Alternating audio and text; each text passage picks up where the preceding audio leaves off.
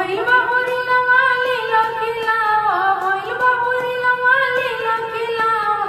आओ आओ राजा तनी खबरी जनावा, पहिलिया माँ की बुला दा तब सास आई है।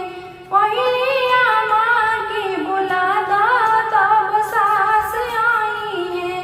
चुंदरिया माँ के पिना दा लोहरी सास पेनी है।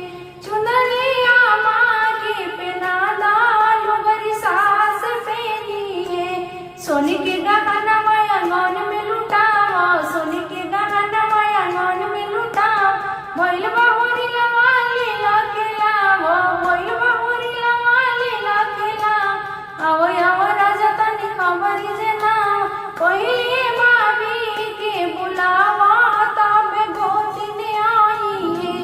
पहिली भाभी के बुलावा तब गोतिन आई है। झुमका भाभी के पहनावा बाल गोतिन पहनी है। झुमका भाभी के पहनावा बाल गोतिन पहनी है। सोने के गहना आंगन में लुटावा, सोने के गहना आंगन में लुटावा।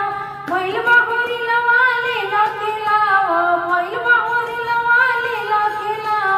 आओ आओ राजा तनी खबरी जनावा, आओ आओ राजा तनी खबरी